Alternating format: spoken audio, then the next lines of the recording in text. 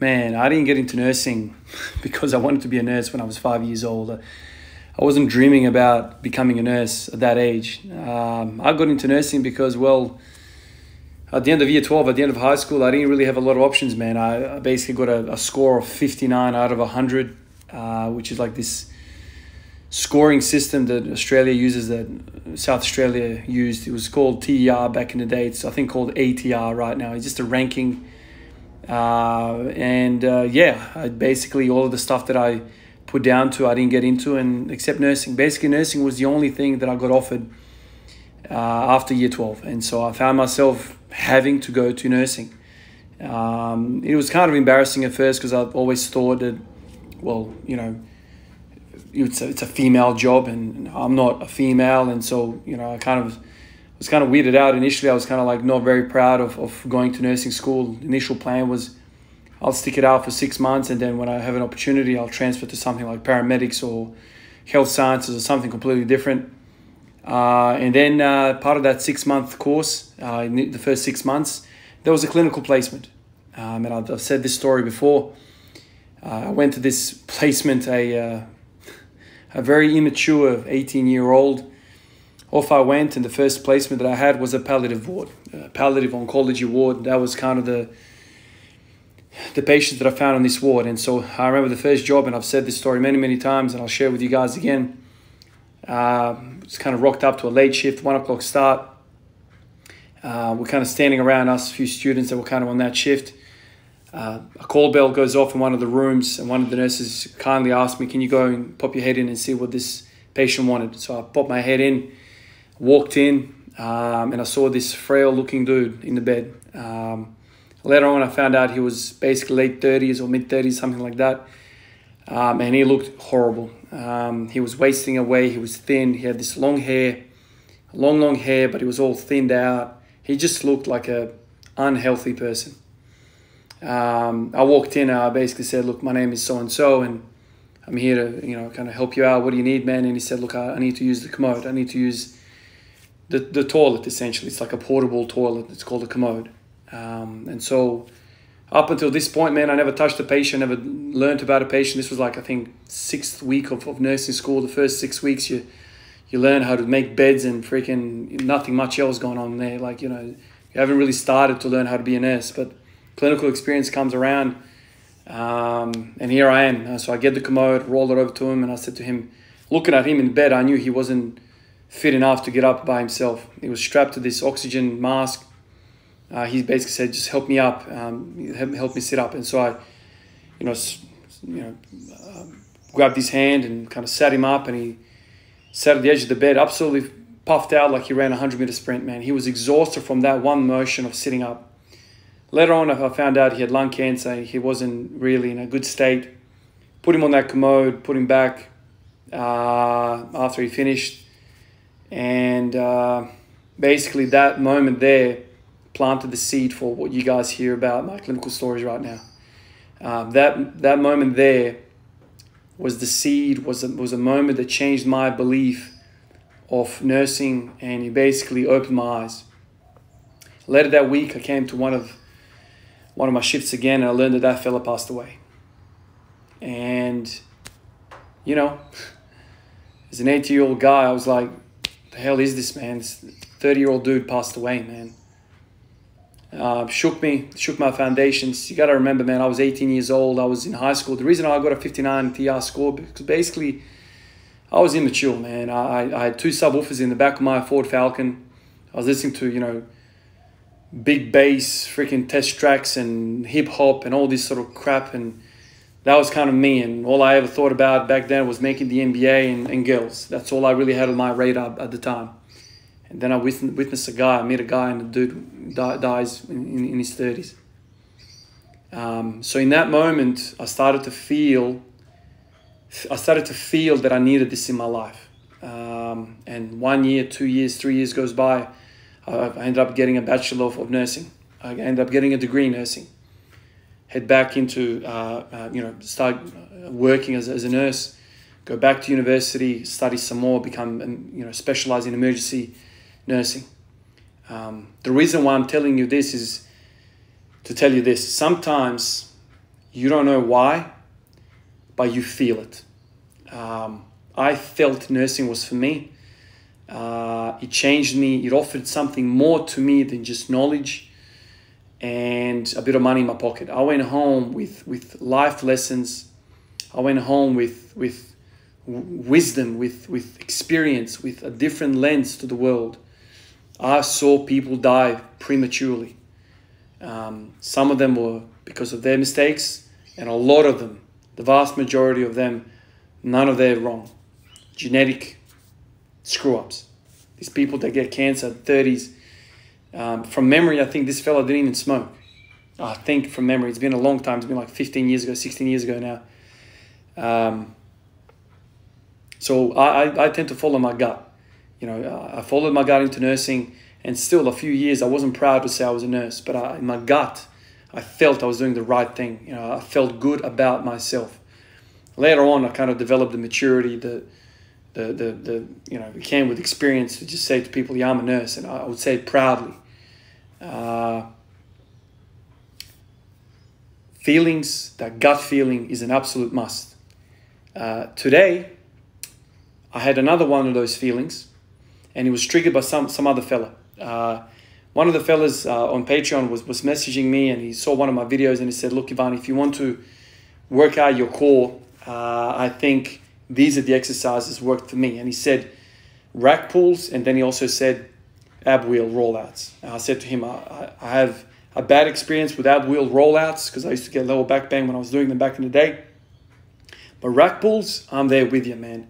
That tightness that you have to produce to break the inertia from those pins, and the pins are kind of set to that mid-shin, upper shin level, very, very awkward position, and you basically need to clench down. So this fella says rack pulls, and he triggers my mind, triggers my memory. And I remember the time, last time I did rack pulls, it's probably 6 months ago now. The first time I did it, obviously, I went a bit crazy.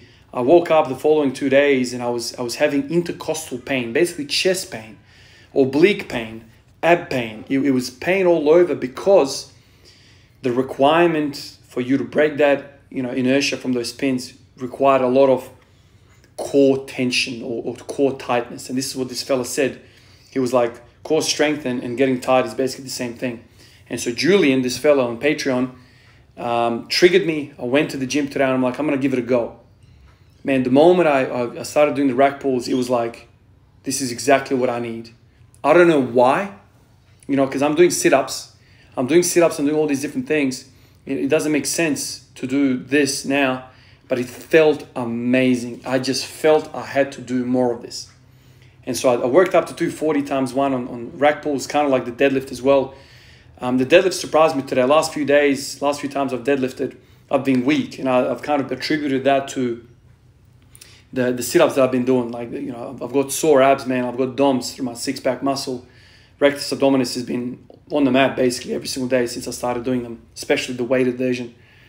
So I thought initially, okay, when I go to rack pulls, it's been such a long time. I'm expecting like 270, 280 on the rack pull. I was humbled, man. I got to 240 and that thing barely broke the thing. And so here I was thinking to myself, okay, so it's a smaller range of motion. And I've always thought to myself that I have this, upper strength in the range of motion of the deadlift, yet I can't break this inertia from a rack pull. And so then I started kind of like questioning myself, okay, it's that back and forth thing that I've always talked to you guys about. What is weak? What the hell is the weakness here? Is it the pushing or is it the pulling? I've spoken about, Chad Wesley Smith talk about this and how he breaks down the differences between what your weakness is. He talks about if you can grind a squat, you've got a strong back and weak legs. If you can't grind at all, you've got a weak back on you, and that's why you can't grind. So I've kind of, the start of this year, I went, okay, that's a foundation of my beliefs. Let's do that. And I started doing RDLs, and I was doing RDLs 5x5 at 200 kilos. And then all of a sudden, deadlift starts shooting up when I started doing the deadlifts again. And so, that's kind of the basis of what happened. But, I gained all this deadlift strength, and I go to rack pulls, which I haven't done for many, many months, and I'm weak. Like I'm expecting more weight, and yet I was able to do the same thing I was doing off the floor. So then it started kind of going into my mind, okay, so this core business, core hip flexors, all this stuff is kind of rolling into the same thing into my mind. I've been squatting really, really well when I was doing marching. I started deadlifting really, really well when I started doing the RDLs. So we've got a pattern here. We've got some ingredients here to work with. Let's work this out. Hip flexors, abs, feeling great. Let's now hit the posterior chain. Or, okay, that whole rack pull business is also anterior core chain, because it's like I'm feeling sore in my freaking obliques and my intercostals of the chest. So anyway, all of this stuff is kind of like going in my head. I'll do the rack pulls. I get to 240. I go back to, so I go to front squats. I move on, do the front squats. I think I went up to 120, kind of like a smaller squat day. Tomorrow is going to be a heavy squat day. And after that, I was like, okay, I'm supposed to go bench press and do some bicep curls and whatever, work on my bench press. And I just had this pull. I'm like, I need to go back to rack pulls. I just feel it. I need to do that. It felt amazing. Just like it felt amazing to walk away from nursing when I was 18 years old and feel like there's something here, man. Something is pulling me towards this. I don't know what it is. It's not the money, man, because I know nurses don't make trillions of dollars. It's not the money, but something here is making me feel real good. Is making that gut feeling, that soul in me, the spirit. There's an affinity to it, okay? And so I went down that path. I didn't care, you know, if some dude is going to be like, well, what are you? You know, are you a girl or something? Why are you doing nursing? I didn't care about that. I followed that chest, that gut feeling. Today, same thing, man. I already did rack pulls, man. I worked up to a set of 1. I went back to rack pulls because it just felt it. I felt it. I felt that I needed to do this. It felt like I was hitting the nail on the head. And I've said this a million times, man. I felt like I was onto something, man. Like my body was just like, it's almost like scratching an itch. You know, like when you do a move and you're like, God damn, that's exactly what I need. It just feels, this thing right here is what's going to move me forward. That's the feeling that I had today. 240, man. 240, I got on the ground deadlift and 240 on the rack pull. And I'm like, so hold on a minute. A rack pull is essentially a deadlift without the leg drive. Because in that mid shin to upper shin position, when the bar starts, in a rack pull, you are basically working with vertical shins. There is no quad activation at all. It's literally producing that momentum, producing that, breaking that inertia purely by the posterior chain. And I thought I built that shit with the RDLs and also previously. And I've gone back and forth into thinking weak back, weak legs, weak back, weak legs. I'm thinking, okay, if I have a really strong back, man, why isn't this moving better? You know, if for me, I've always said, if breaking off the floor is the difficulty, well, here it is. The rack pull is already broken off the damn floor. Go. Couldn't do it. Couldn't do it, man. So I did 3 sets of 3 at 220 kilos today after all of that. What am I feeling right now? I'm feeling like I'm going to be in a heap of trouble tomorrow. I feel like I'm going to be sore from neck down to my freaking kneecaps. Hamstrings, glutes, lower back, mid back, traps. Everything is feeling tight right now. And today, what is it now? 5 hours after the training session it is right now. I'm going to be feeling it, man. And I've said this in the past, and I keep going back, and I keep scratching my head. All of the stuff that I've observed, weightlifters, powerlifters, you name it, listen to Louis Simmons, looking at Klokov, looking at Lou, looking at all these guys. The back is the key, man. The back is the key. Louis said it all the time. There's something about it. And so it feels good for me to do RDLs. It feels good to me to do rack pulls. It feels good to me to do good mornings, to do GHD back raises, to do hyper 45s. It always felt good to me. Started with RDLs, moved away from them, got into really good squatting. I started doing marching. So what am I doing here right now?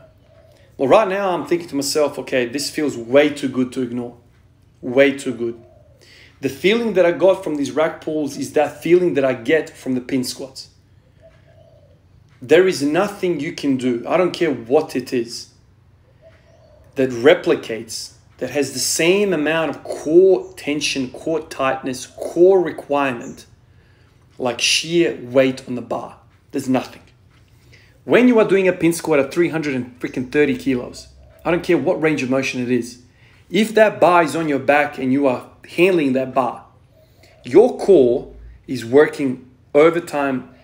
You could do 1,000,000 damn sit-ups. It's never going to replicate what's required. I remember cramping up in my obliques, in my abs from doing a heavy rack pull, very high pin squat, not rack pull. Very incredible core activation. I remember once I pulled a lat from doing a high pin squat. You can't replicate sheer weight. And if you are an athlete, if you are strength orientated, it does not matter what muscle is being used. You don't really need to know what muscle is being used. If you can handle that weight and stand there with it, everything is working, man. Even the damn feet muscles are working. Everything's lit. So I think this is where the rack pulls have benefits, kind of like the pin squats, is because number one, it starts in an awful position for me. Okay, I don't know what the hell is going on. I don't know what to engage other than just hip extension. So it's very challenging in the sense that there's no momentum going into that mid shin, upper shin kind of bar path, bar level. That to me is crazy. It's a crazy sport to develop power. It's a must. It starts at a funny spot, absolutely funny spot, and it's a lot of weight.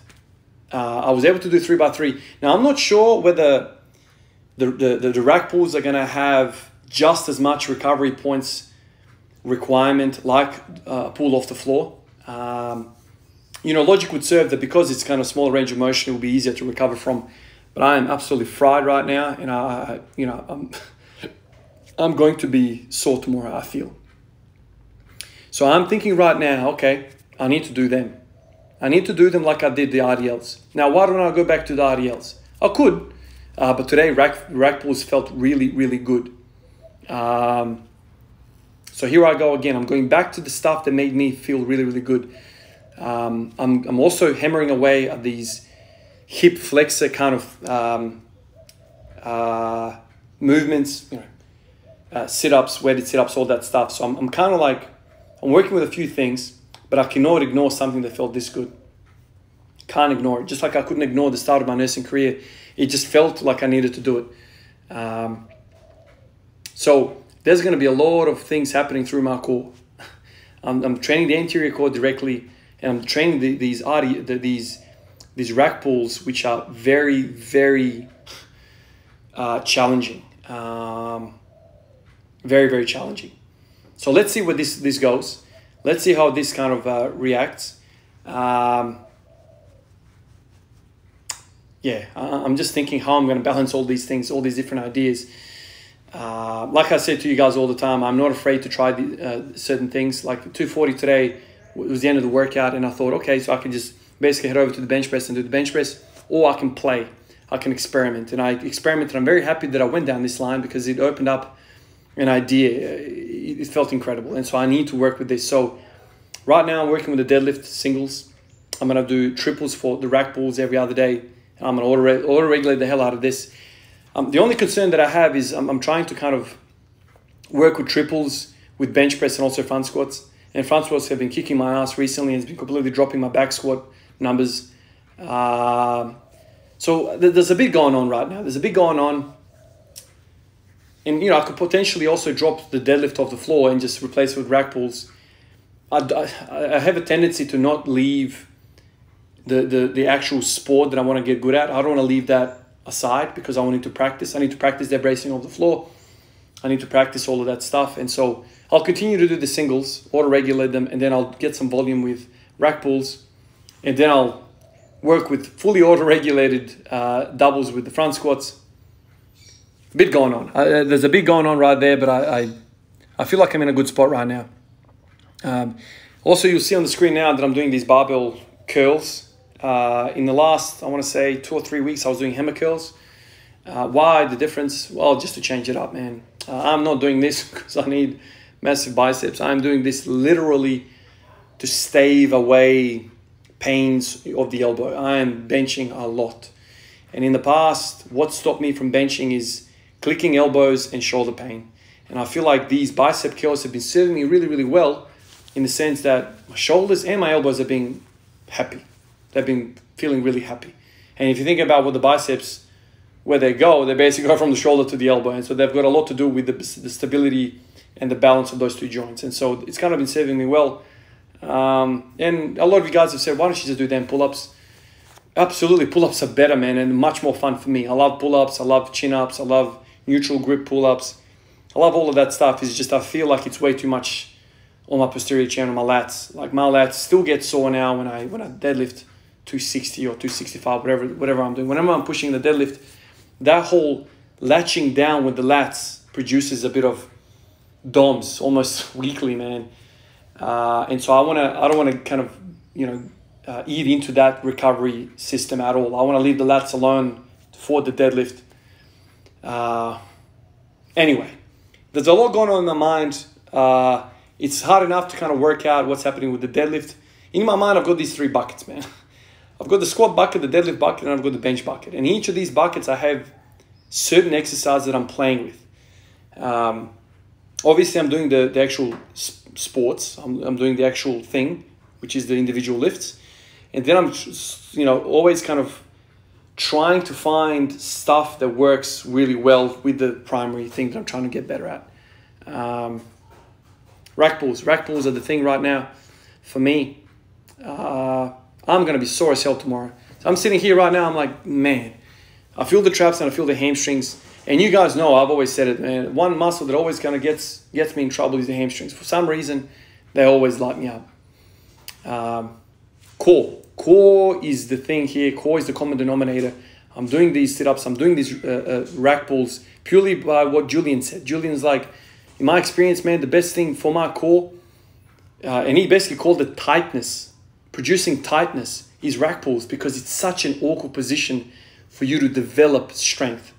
It basically requires you to kind of lock yourself in that weird, universally weak spot for deadlifts, especially conventional deadlifts. So that's the thinking. Julian sparked it. Started thinking about my nursing career, started thinking about all the stuff in the past. So core. And that whole hip flexor core business is going to produce better squatting, and hopefully it's going to produce also better deadlifting. Anyway, guys, my mind's on fire. Custon Manes, I'm sorry if I've completely butchered your name. John Feng, Chris Fox, three fellas, thank you so much for the support. I'm still kind of making my way through the comments. It's been a busy last week or so. I'm going to try and get through some comments tonight. But really nice response after yesterday's video. You guys saw the silver button. Thank you everyone, man. It's impossible for me to kind of get to everyone individually on Instagram and on so many things are going on. It feels like it's like a full-time job. But I want to get to everyone, and I want to thank everyone for thanking me and for congratulating me. It really means a lot, man. And, as I said in yesterday's video, this is a freaking team effort. This community is just a freaking blessing. And I'm going to try and get to everyone and basically thank you for taking the time out of your day to congratulate me. I'll catch you guys in the next one. Peace out.